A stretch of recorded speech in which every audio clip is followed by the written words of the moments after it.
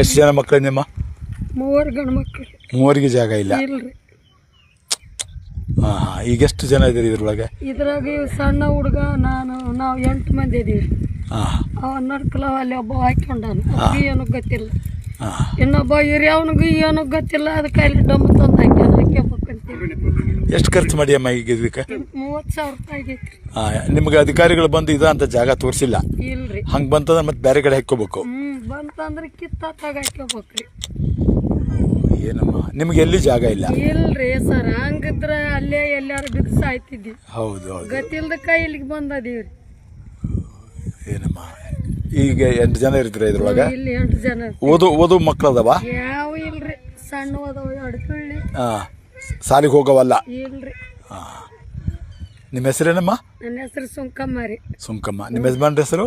ಯಜಮಾನ ಹೆಸರು ಹನುಮಂತ ರೀ. ಹನುಮಂತ. ಸರಿ ಸರಿ. ಇಷ್ಟೊತ್ತಿಗೆ ನಿಮ್ಗೆ ಜಾಗನಾರ ತೋರಿಸಿ ಹಕ್ಕುಪತ್ರನಾರ ಕೊಟ್ಟಿದ್ರೆ? ಹೌದಲ್ಲ?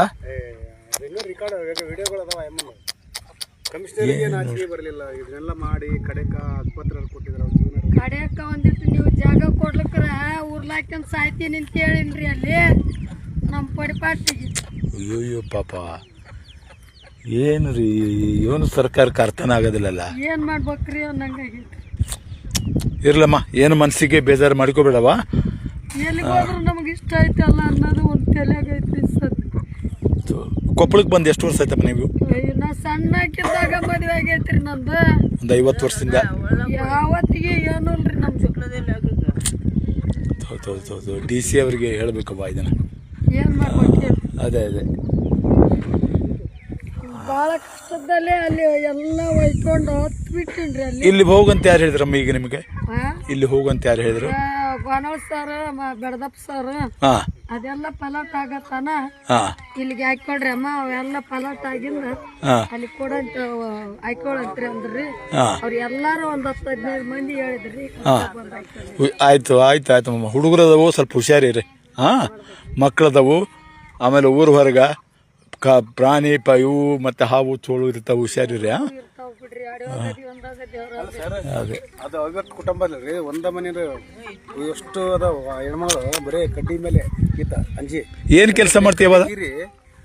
ಅಷ್ಟು ಹೊಟ್ಟೆ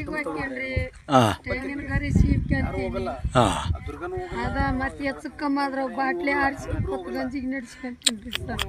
ಮಕ್ಳು ಏನ್ ಮಾಡ್ತೇವ? ಮಕ್ಳು ವ್ಯಾಪಾರಕ್ಕೆ ಹೋಗ್ತಾರ್ರಿ. ಅದ ಪುಟ್ಟಿ ತಟ್ಟಿ ಮಾಡ್ಕೊಂತಾರ, ಎಲ್ಲಾರು ಹಂಗ ಮಾಡ್ಕೊಂತಾರ, ದುಡಿತಾರ, ಸಾಲ ಸಮುದಾಯ ಇದನ್ನ ಮಾಡ್ಕೊಂಡು ಹೋಗ್ತಾರೆ. ಮಾನ್ಯ ಜಿಲ್ಲಾಧಿಕಾರಿಗಳು ಈ ಕೊರಮ ಸಮಾಜಕ್ಕೆ ಸಂಬಂಧಪಟ್ಟಂಗೆ ಈ ಜಾಗ ನೀಡುವಲ್ಲಿ ವಿಶೇಷ ಕಾಳಜಿ ವಹಿಸಿ ಕೆಲಸ ಮಾಡಬೇಕಾಗತ್ತೆ. ಸುಮಾರು 50-60 ವರ್ಷದಿಂದ ಕೊಪ್ಪಳದಲ್ಲಿ ವಾಸ ಮಾಡಿರ್ತಕ್ಕಂಥ ಈ ಕುಟುಂಬಕ್ಕೆ ಈ ಅಮ್ಮಗೆ 3 ಗಂಡು ಮಕ್ಕಳು ಅಲ್ಲಮ್ಮ, 3 ಗಂಡು ಮಕ್ಕಳು, 3 ಗಂಡಸರಿದ್ದಾಗೂ ಕೂಡ ಇಡೀ ಕುಟುಂಬಕ್ಕೆ ಎಲ್ಲಿಯೂ ಕೂಡ ಒಂದು ತುಂಡು ಜಾಗ ಇಲ್ಲ.